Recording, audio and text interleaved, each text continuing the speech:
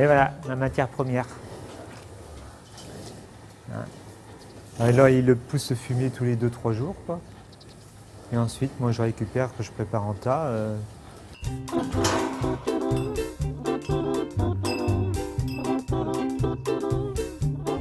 Alors, le fumier qui sort, je le stocke ici en attendant. Et à gauche, vous avez le bâtiment lapin, toutes les crottes qui sortent. Je les récupère, que je remets aussi sur le fumier, qui est recyclé après.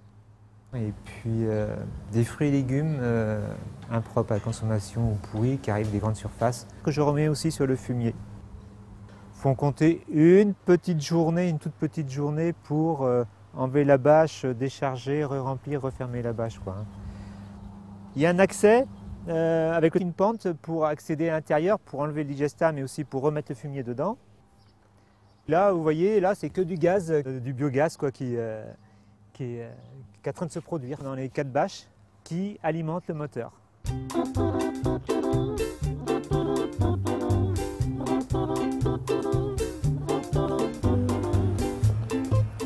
Alors voici la récupération des gaz que je vous montrais qui est sous les bâches. On la récupère par un gros tuyau là. Ce gaz, on ouvre ce gaz qui s'en va dans le tuyau et va vers le moteur. C'est un moteur type diesel mais qui a été adapté spécialement pour le biogaz. Biogaz pauvre, parce qu'on est à 60% de CH4, 40% de CO2. Le gaz arrive ici, il est mélangé à l'air qui arrive ici. Le gaz et l'air mélangé va vers le moteur qui explose, qui fait tourner le moteur à 1500 tours minute. Le moteur en tournant fait tourner une génératrice qui produit du courant. Ensuite, nous avons l'électricité que nous revendons entièrement à EDF. Alors vous voyez la production de courant. J'ai une production de 30 kWh qui équivaut à peu près à une consommation de 60 à 70 ménages. Ce courant est revendu à EDF d'un prix préférentiel de 11 centimes. En plus de ça, mon moteur en tournant, il chauffe. C'est comme une voiture, votre voiture particulière, elle chauffe. Et vous mettez le chauffage, ça vient du moteur, le chauffage dans l'habitacle. Là, c'est exactement pareil. La chaleur du moteur est récupérée dans ces grandes nourrices. Et à partir de ces grandes nourrices, on les distribue là où on veut. C'est-à-dire que je maintiens la température dans les digesteurs pour toujours que les bactéries travaillent bien. Ensuite, il y a une partie qui va chauffer les lapins, et une autre partie qui va chauffer les 2 maisons d'habitation et aussi l'eau chaude sanitaire. On fait des économies d'énergie parce que le chauffage qu'on n'achète plus, ça nous fait 4 000 € d'économie de propane maintenant par an.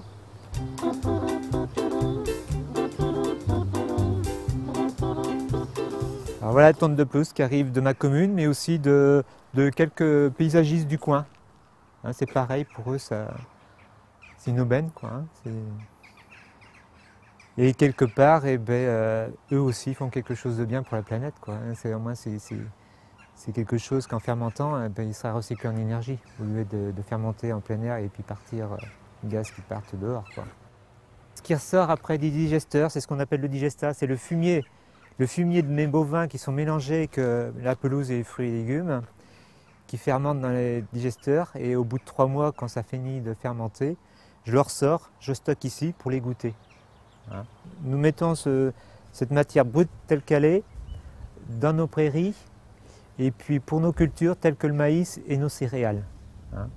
Et nous n'ajoutons plus aucun engrais grâce à ça. On mettait à peu près pour 8 000 € d'engrais chaque année. Et aucune odeur, quoi, c'est un bon produit. Aujourd'hui, le surplus que j'ai, je l'échange avec un céréalier parce qu'autrefois on achetait de la paille et le camion il venait à plein mais il retournait à vide. Aujourd'hui le camion il vient à plein, il repart à plein. Donc pour lui il fait une économie de gasoil sur la route et en même temps il ramène de la matière vivante dans ces champs de céréales qui s'appauvrissent d'année en année.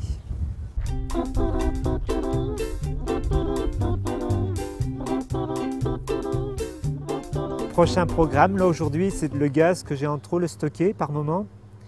L'épurer, le stocker et l'utiliser dans mes 2 voitures qui sont déjà équipées au gaz nat. Et puis peut-être un jour un tracteur. Mais ça, j'en appelle aux constructeurs s'il y en a qui sont prêts à faire des essais chez moi.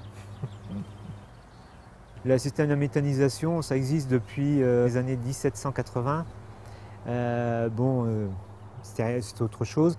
Dans les années 1970, 80, 1980, ça s'en est fait pas mal. Mais bon, c'était pas encore au goût du jour, quoi. On était plus sur le pétrole et le nucléaire que plutôt que sur le recyclage des déchets en énergie. On a mis quand même 6 années de recherche et puis en mai 2008, on a mis le moteur en route. Mais pour bien faire fonctionner tout l'appareillage, toute la méthanisation, il m'a fallu quand même 2 années d'apprentissage. Toutes ces choses-là, je les ai apprises de moi-même. Et il y a pas mal de bureaux d'études qui travaillent dessus, hein. Moi, j'ai été recopié pas mal de fois. Et puis aujourd'hui, je vois que j'ai plus d'affinité avec l'Agri-Terre, avec David Éveillard qui est à Villeurbanne. Et on veut le développer vraiment en France, mais aussi en Europe et dans le monde entier, quoi, hein, aujourd'hui. Hein, parce ils ont certains projets au Sénégal de prévus, mais pour le moment, c'est qu'à l'étude, et puis en Amérique latine également. Pour les travaux, moi j'ai eu la chance d'être aidé parce que à titre expérimental, l'ADEME m'a aidé à hauteur de 61 200 €. Et le Conseil général de Vendée m'a aidé à titre innovant de 68 800 €. Et je les remercie vivement parce que c'est vrai que sans eux, ça a été compliqué. Avec les 44% de subvention, on a calculé qu'on était sur un retour d'investissement, sur investissement entre 6 et 7 ans.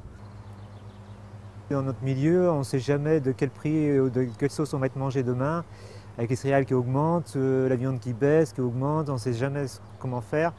Et la méthanisation apporte une partie de la solution avec un prix fixe, ce qui n'est pas négligeable, quoi. Ça nous rassure, ça nous protège et ça nous pérennise l'exploitation pour l'avenir.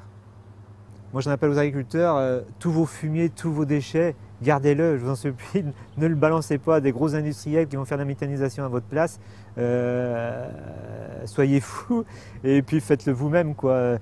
Mon moteur est trop petit, 30 kW, c'est vrai que la Refluence 60, même si vous avez des petites exploitations, regroupez-vous entre 3 ou 4 pour en faire un minimum 60 ou 100 kg, mais de grâce, gardez ça pour vous, quoi. Ne le laissez pas partir. Dans la méthanisation, tout est bon, c'est comme dans le cochon, hein.